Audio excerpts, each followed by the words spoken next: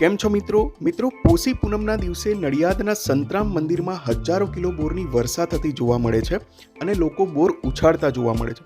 તો જાણીશું complete information કે શા માટે અહીં લોકો દ્વારા બોર ઉછાળવામાં આવે છે અને કેમ અહીં બોર વર્ષા કરવામાં આવે છે. તો મિત્રો, સ્વાગત છે તમારું અમારી ચેનલ જયમીન મોદીઝ બ્લોગ પર.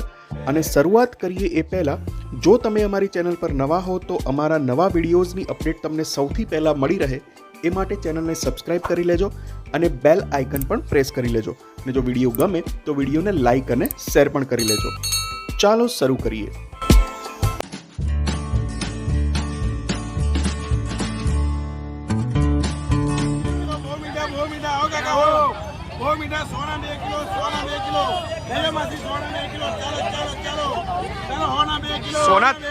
સોના 3 કિલો નહીં આપો.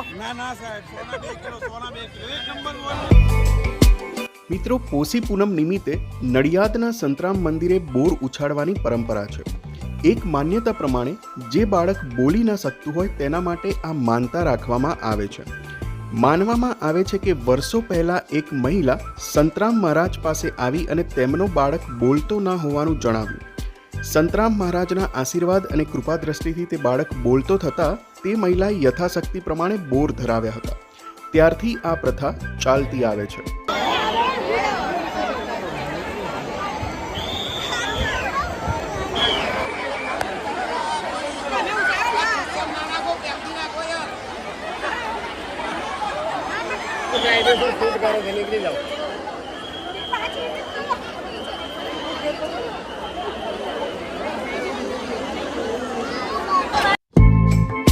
મિત્રો, આ એક એવો ઉત્સવ કહી શકાય કે જે શ્રદ્ધા, સમુદાય અને એક મીઠા ચમત્કારનું જીવંત પ્રતીક છે.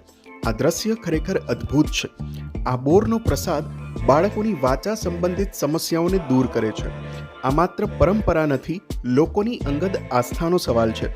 અને આ શ્રદ્ધા એટલી મજબૂત છે કે પેઢીઓથી લોકો આ માનતા પૂરી કરવા માટે અહીં આવે છે.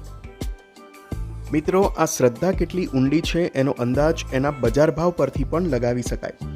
વિચારો કે જે બોર સામાન્ય દિવસોમાં 20 રૂપિયામાં મળતા હોય એ જ બોર આજે પોષી પૂનમના દિવસે સીધા 60 રૂપિયા કિલો વેચાય છે.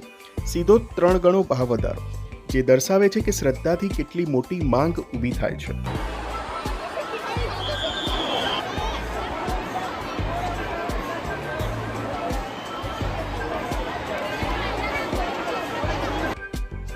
મિત્રો, સંતરામ મહારાજના ચમત્કારો વિશે તો આપણે સૌ જાણીએ જ છીએ, પણ સંતરામ મહારાજનો વારસો ખાલી વાર્ષિક ઉત્સવ પૂરતો જ નથી રહ્યો. એનાથી ઘણો આગળ વધીને જે એક જીવન સંસ્થા બની ગયો છે અને આખા સમુદાયની સેવા કરે છે.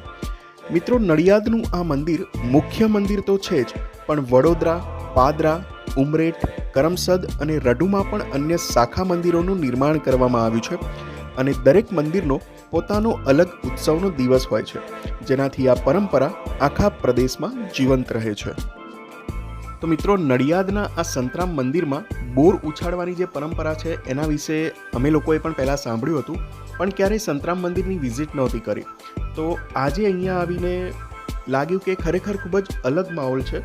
હજારો લોકોની ભીડ અહીં અમને જોવા મળી અને ઘણા લોકો 5 કિલો, 2 કિલો, 3 કિલો, ઘણા લોકો 1 કિલો બોર પણ અહીં ઉછાળવા માટે પોતાની માનતા પ્રમાણે, પોતાની યથાશક્તિ પ્રમાણે અહીં બોર ઉછાળતા જોવા મળ્યા હતા.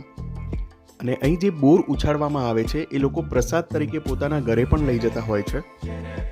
તો મિત્રો, આ વિડીયોમાં આટલું જ. મળીશું એક નવા વિડીયો સાથે. વિડીયો ગમ્યો હોય તો વિડીયોને લાઇક અને શેર કરવાનું ભૂલતા નહીં. અને જો તમે અમારી ચેનલ પર નવા છો તો ચેનલને સબસ્ક્રાઇબ પણ કરી લેજો.